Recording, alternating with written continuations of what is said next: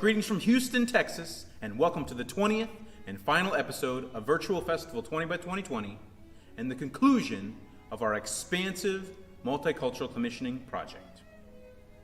We're here at Midtown Arts and Theater Center, Houston, where our American Legends concert was to take place this past spring with a new commission by multiple Grammy and Pulitzer Prize winning composer Jennifer Higdon. As you probably guessed, this concert was cancelled due to the pandemic. We were quite disappointed that COVID not only robbed us of a week of workshopping with Jennifer, but also the much anticipated conclusion to a project for which we had worked so hard to complete. Summoning a touch of Houston-inspired resilience, we resolved to stay true to our original project aim and present this commission digitally before the decade is out. Over the past few months, we've traversed the virtual terrain with Jennifer, honing the commission via Zoom and back and forth rehearsal recordings. She's been a fantastic and empathetic collaborator, and we are privileged to birth and present this new musical creation to the world. Please enjoy a behind-the-scenes conversation with the composer and underwriters, followed by the digital world premiere of In the Shadow of the Mountain. Well, welcome everybody. It's great to be here with Matt and Annabelle Dietrich from the Apollo Chamber Players and special guest Jennifer Higdon. Jennifer, welcome. Thank you very much for joining us. Is everybody safe and well? Yes, we're all safe and well. We're taking all precautions, so we're doing A-okay. Well, yours is the final commission in the Apollo Chamber Players 20x2020 project. And I know, Matt, you have been, I was going to say saving the best till last, but it's been a long process, hasn't it? How long ago did you first make contact with Jennifer? In 2014, when we were, the genesis of this project, trying to figure out what to do. I've mentioned this in a couple of other episodes, but Apollo was an unknown outside of Houston, particularly in the new music community. I mean, nobody knew who we were, and I bet Jennifer will also attest to that, not knowing what Apollo Chamber Players was or who we were as an ensemble. So one way that I sought to change that was I cold emailed about 25, 30 different composers. And Jennifer Higdon had always been on our list as kind of someone way up here that, well, hey, let's see if she's interested in composing something for Apollo. So I remember she was so gracious that she emailed back and we made first contact, if you will.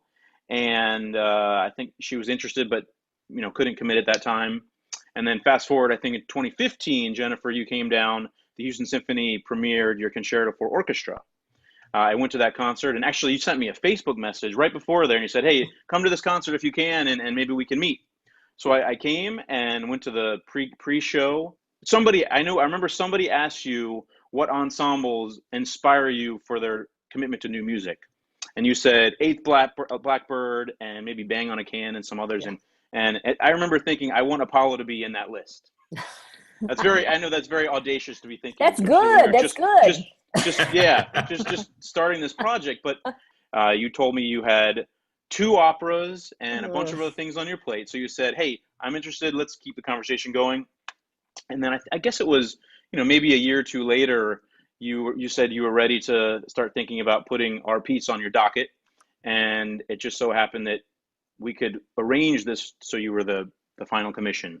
So I think it all worked out perfectly before the COVID happened. Yeah. But it did work out though. It's kind of funny. I was looking at my file and you're right. It was 2014 when we first talked about this. And I always feel kind of bad because it takes me a while to get people on my schedule. It's always like 5 or 6 years out. So it's, but I have to say your situation was better. My poor harpist, I wrote a harp concerto for, it took 10 years for us to get her piece on the docket. So it's a great problem. But it did win a Grammy. It did win a Grammy. Yeah. I know. And the Grammy just showed up yesterday. Oh, wow. Came in the mail. That's amazing. That's not in the shot there. Maybe. Well, no, I know. We'll imagine it. It's sitting out there in the hallway. It's doing its COVID. It's got its own quarantine. Have your cats taken a liking to it? Yeah, they're like, what's going on here? They actually just slept on it. They didn't think about it. So, Well, now that you have 3 Grammys, then you need a Grammy shelf. I know it's unreal to even think about. I don't even put that. They're not even here in my studio because I don't want them looking over my shoulder. I feel it's too intimidating. You titled this commission "In the Shadow of the Mountain," and I know that you grew up in part in Tennessee. So when we're talking about mountains, are we talking about the Appalachians? Yes, actually we are, because I was thinking about, I grew up right at the base of the Smokies. Half of my childhood was in Atlanta and the other half was in Seymour, Tennessee.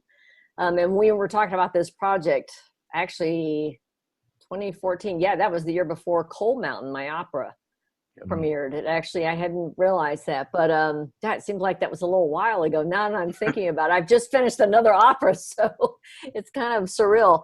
But I love mountains, period. Maybe because I was always hiking in the Smoky Mountains when I was in like junior high and high school. It's just, and I've hiked through a lot of the national parks in America, and everything from crossing the Grand Canyon through going up to some of the peaks in the Grand Tetons. So I'm kind of a mountain enthusiast. And I'm sure part of it is spending every weekend up in the mountains in East Tennessee, either swimming up there in the rivers or walking trails or taking people up there. I mean, it's just, there's something about the power of mountains, and that they're kind of a reminder that time has a long view and we're here for a short amount of time. But I marvel at it because I think if I remember correctly, in 2014, at that time I was writing a piece for the Grand Teton Music Festival, and I took a hike with one of the rangers there. And the ranger was telling me, because those peaks look very different than the Smoky Mountains. The Smoky Mountains are huge, but they've got rounded peaks. But in out west, basically, with the Tetons, they're very sharp, jagged. They look like these unbelievable rock cliffs that they look like if you reached out and touched them, they would cut your finger. They look that sharp. So I started asking our guide, why do these mountains look so different? And he said, well, the Smokies are much older. The Appalachian Range, the Blue Ridge Parkway is much, much older than what you have basically in Wyoming and Montana. And that really struck me. I never thought about the age of a mountain and how it would change and alter. So around that time, also my opera Coal Mountain was going up. So I was thinking a lot about mountains. And this was one of the things with this piece. It's like living in the shadow of Coal Mountain, but it did make me think of the Smokies a lot. It's I think that may be in my DNA just from being around them so much when I was younger. So you've got the mountains in your mind, and you've sat down at the computer to begin the composition. What was your jumping off point? How did you start? Well, I was thinking about the opera Coal Mountain, and I took a couple of the pieces out of that. This is always a difficult challenge when you're composing, because when you live with a piece for a while, like it took me 20 months to write Coal Mountain, it's one of those things where it fills your head. It's like having a giant storm cloud come over that does not go away. So the music is there. And I was thinking about, I find it interesting how artists transform things, like how Monet used to go out and he would paint like several cathedrals of different hues, different blues and grays. Basically, they were studying light. And I've always thought about composers doing a similar sort of project. How do you take a drawing or painting? You can tell I grew up in a household of visual artists, and change the light on it. Can you do it? So I've done this a couple of times with music, and it's extraordinarily hard, because what happens is you get music in your head and it has kind of a track. It goes down that track, and then trying to break out of that track and get a different angle as if it's a different season and a different light is a tricky thing. So that was kind of my stepping off point for this, was trying to figure out, could I take some of the music from Coal Mountain? Can I rewrite it? Can I adjust it? I mean, in Coal Mountain, there are times where we have like 16 different lines going. I write pretty heavy intensity, counterpoint.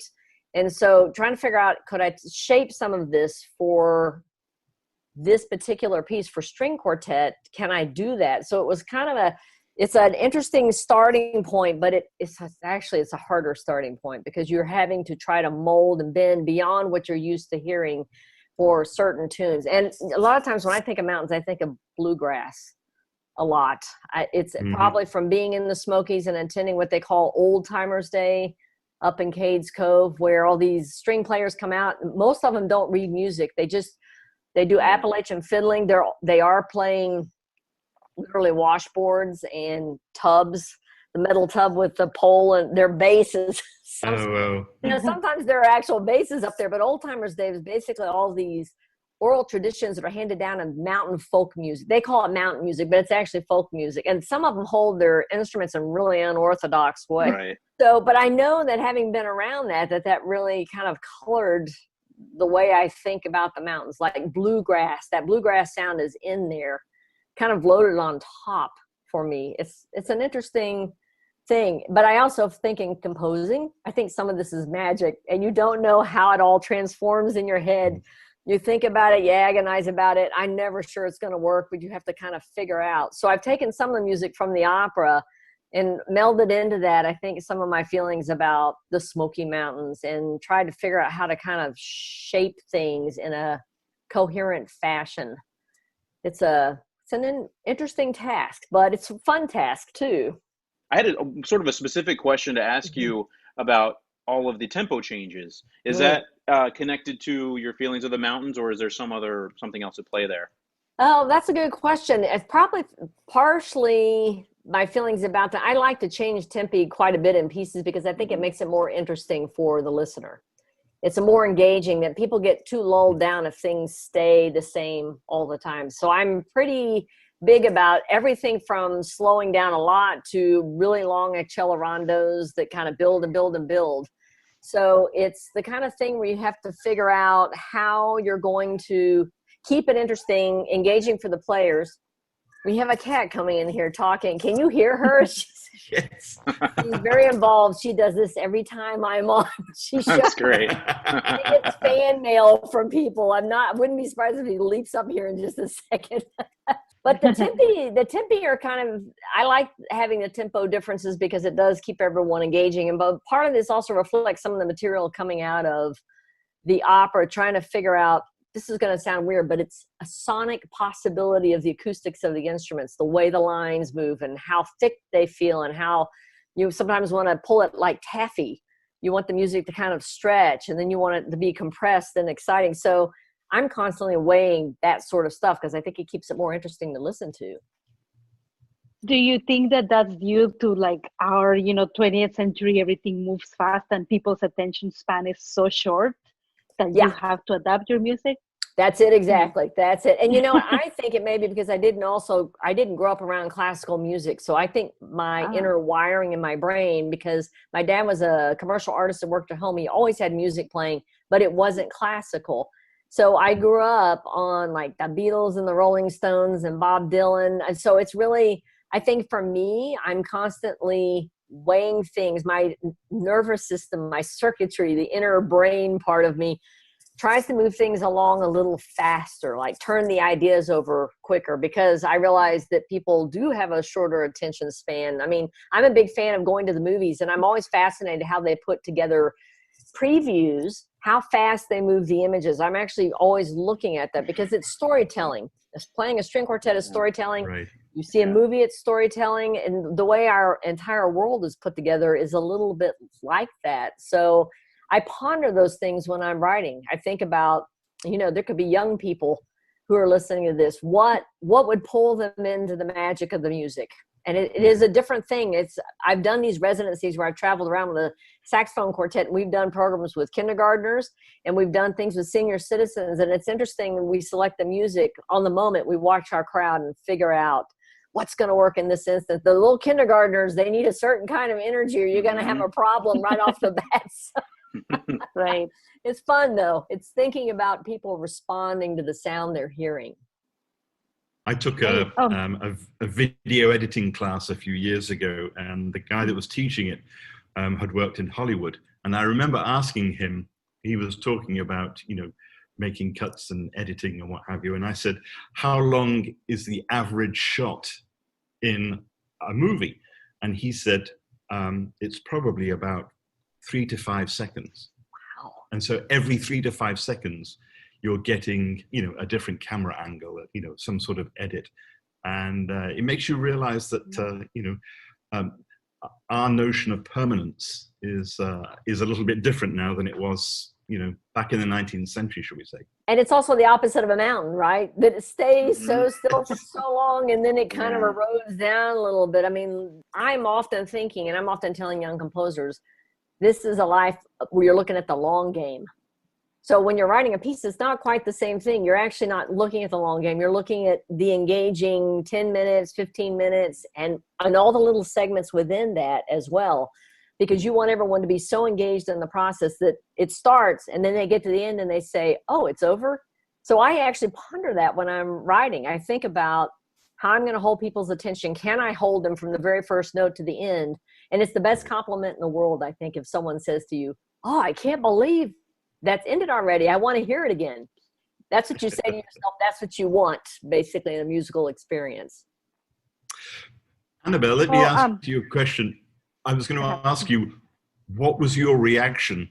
I know I've asked you guys this before. When you have received a new commission in the mail and you open the score for the first time and look at it, what was your reaction when you started to look over Jennifer's piece? It's interesting because I think once now that she's mentioned this whole changing things, once you open, when I opened, I saw at the beginning as something really kind of peaceful, and turned the page and it's like, oh, well, this is new. And so there's several segments that all kind of portray a different mood and in a different tempo. And so, I also agree that at first it looked easy. And then once you start putting it together, you realize that there's so many layers that interlace, not only within your own instrument with like double stops and things like that, but with the other players, so that it's actually a lot harder than it appears. But in a good way, definitely. Matt, what was your reaction, Matt? My reaction was very similar to Annabelle's. I'm very familiar with Jennifer's music.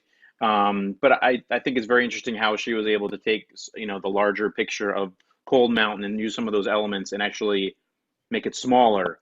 But I'll also say that from a playability standpoint, everything fits the hand very well. And I think you may have, I think flute was your main instrument, Jennifer. Yeah. Right? Yeah, it is. I always worry about that with strings, though, because flute was my main instrument. So a lot of times when I'm looking at lines, my hands are actually doing the flute, it's feeling the fingering of the notes. So I constantly worry. I write a lot for strings, but I always worry, is this going to fit in the hand? And I like a big string quartet sound, so I do put like double stops in there.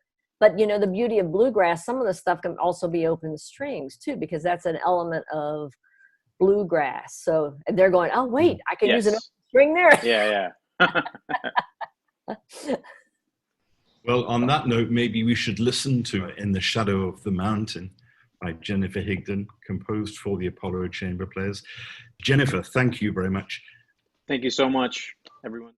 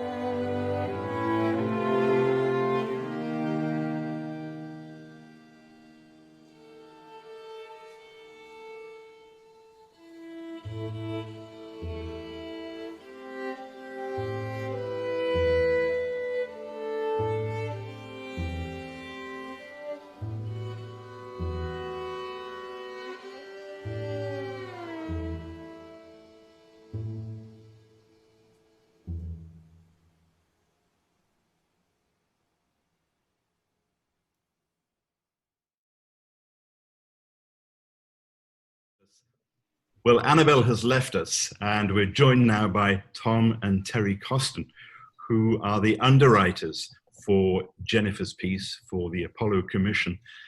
Terry and Tom, welcome. Thank you very much for being here.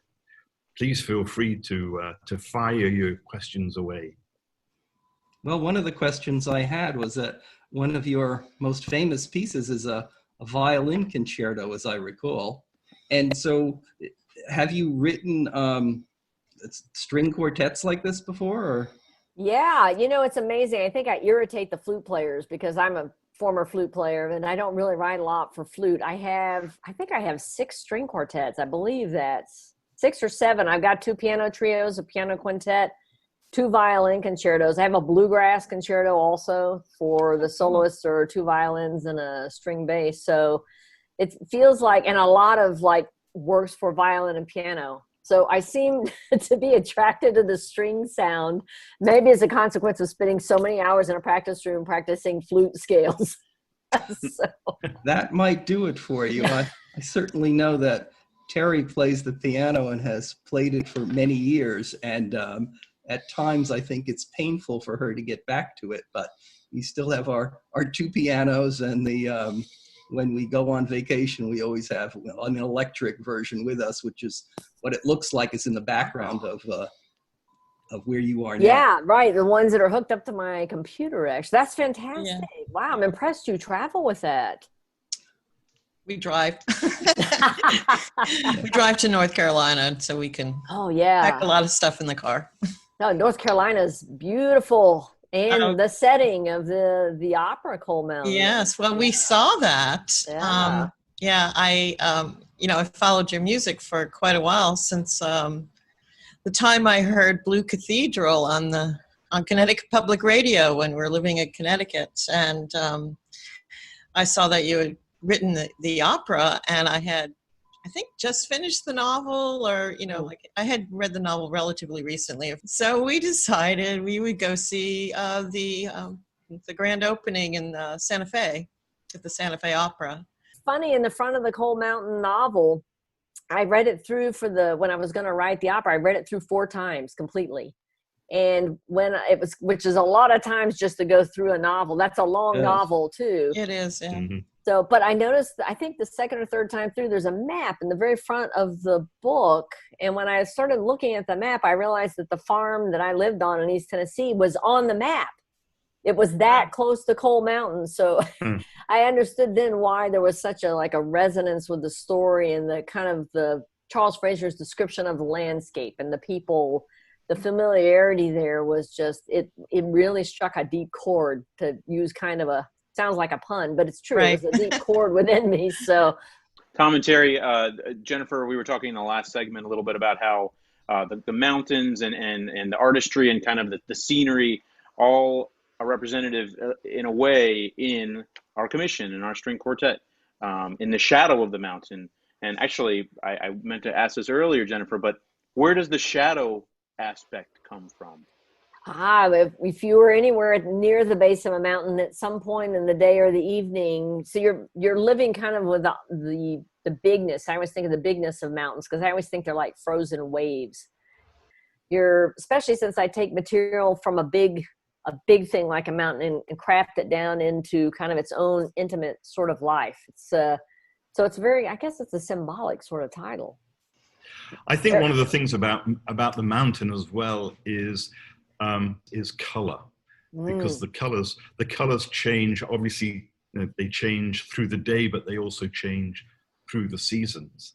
And I'm sure you got to the point, Jennifer, that you could tell what season it was by the color of the mountain. That's actually true. Also the sound. In fact, I find a lot of my compositions, people ask me all the time, why do I have quite a few compositions that have aspects of nature in them? And I'm pretty sure it's just from the change of the seasons. When you're living close to a mountain, the change of the season is way more amplified, because as you can imagine, the color that explodes around you and the crispness of the air. You can also hear the dry leaves have a very different sound than when the leaves are first coming out in the spring. And on top of that, simple things like how a creek will run.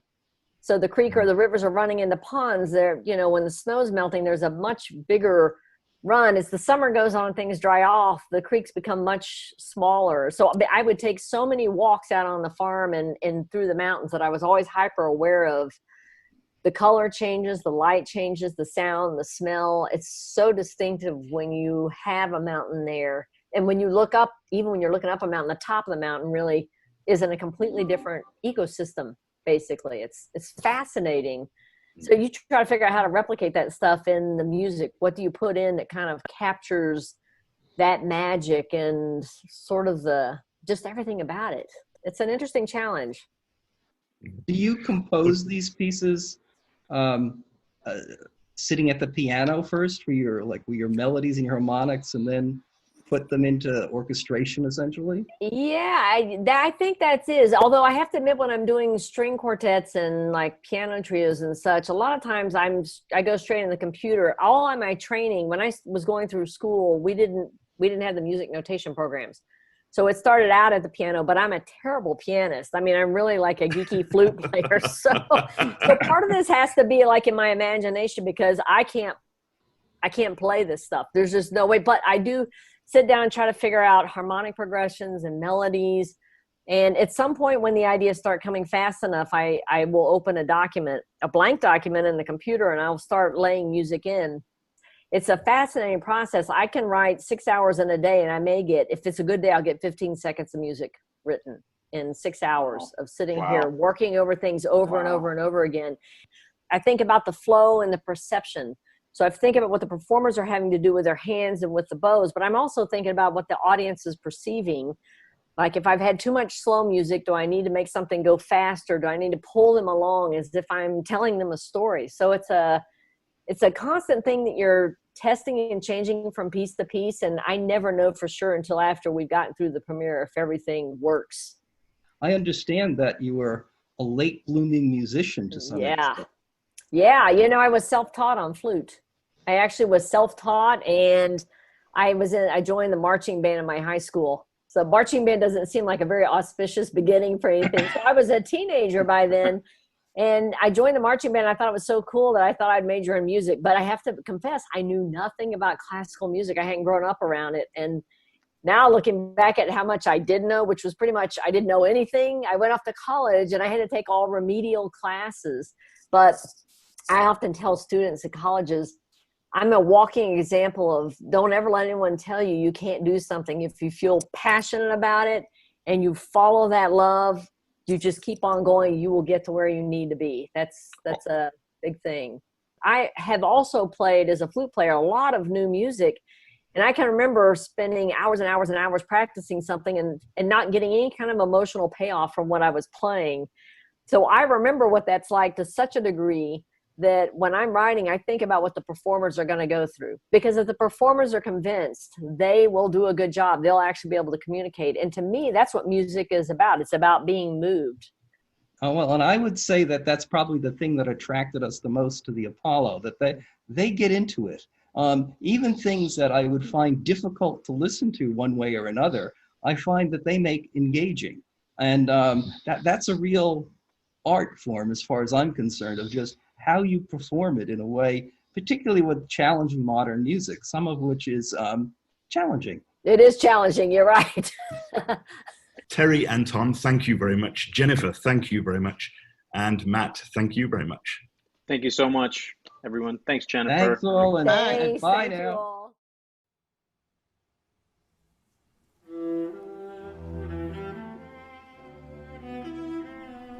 We hope you enjoyed this digital performance of our final commission. 20 by 2020 has been Apollo's moonshot project. Its success has been realized through the inspiring efforts and generosity of so many of you. We could have never completed this bold project without the generous support of our underwriters. Thank you so much, Charlotte Jones, Frederick Ademeyer, Richard Jimenez and Adan Medrano, John and Lisa Jones, Donald and Rhonda Sweeney, Adam Chandler, Lorenzo Martinez, Joe and Noni Dietrich, Pamela Alburn, Roger and Candace Moore, Robert and Lee Ardell, Polly Johnson and Shelby Allen, Anonymous, Thomas and Terry Costin, and the C. Howard Pieper Foundation. We also wish to thank the exceptional artists of the Houston Ballet who have added an invaluable collaborative dimension to our virtual festival. And to all of our 20 by 2020 composers and guest artists, thank you! Finally, we express boundless gratitude to our board of directors and a special, heartfelt thanks to our festival host, the wonderful St. Flynn. Astronauts speak movingly about the overview effect, this unique perspective of the world they experience while in space. 20 by 2020 has gifted Apollo a unique vision of its own, one that will steer the ensemble's journey into the next decade and beyond.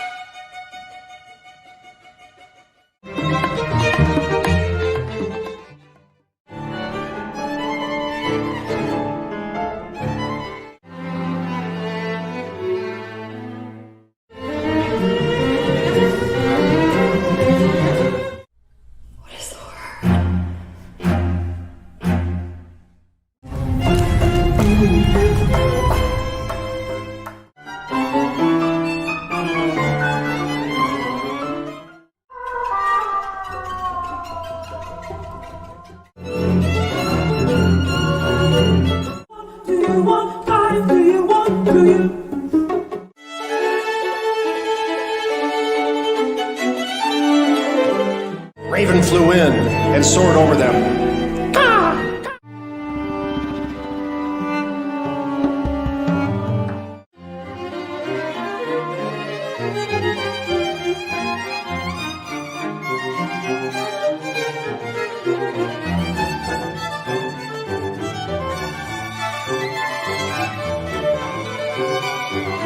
Thank you.